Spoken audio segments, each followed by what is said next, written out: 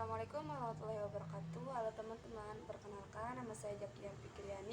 Saya dari Prodi Pendidikan Bahasa dan Sastra Indonesia semester 1. Saya di sini akan menjelaskan apa itu tentang membaca. Baik, langsung saja. Tujuan daripada membaca adalah prosedur pemahaman dan pengambilan pentingnya kata per kata, pikiran, gagasan, dan kata yang telah dikemukakan oleh si penulis. Jadi, prosedur pemahaman kata huruf per huruf menjadi paragraf akan muncul pemahaman apa yang disampaikan oleh si penulis tersebut. Selanjutnya, tujuan membaca. Tujuan membaca itu memahami ide. Jadi, ketika kita sedang berproses membaca, kita perlu memahami ide-ide yang dikemukakan oleh si penulis dalam buku atau tulisan tersebut.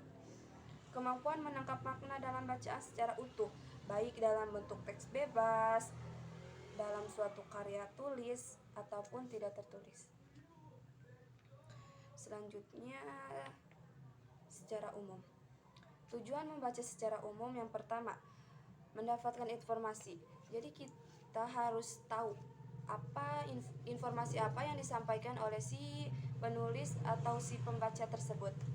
Yang kedua, mendapatkan pemahaman.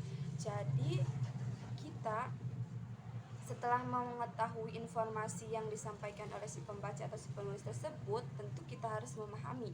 Tentu kita harus memahami apa yang mereka katakan.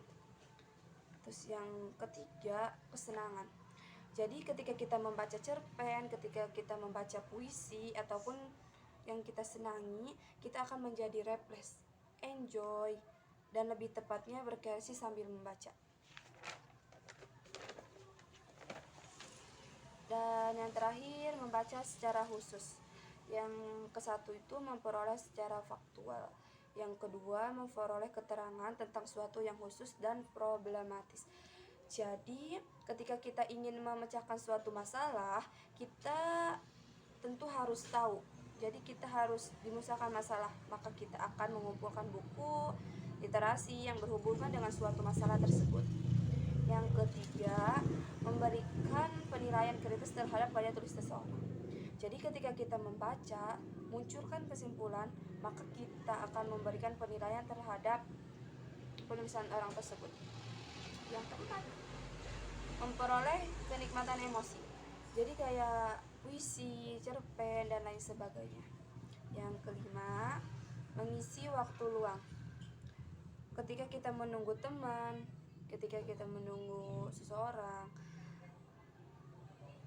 jadi kita tuh harus kita menunggu teman datang, maka kita akan isi dengan waktu kegiatan yang longgar, kita kegiatan yang membaca. Jadi cukup sekian dari saya. Wassalamualaikum warahmatullahi wabarakatuh.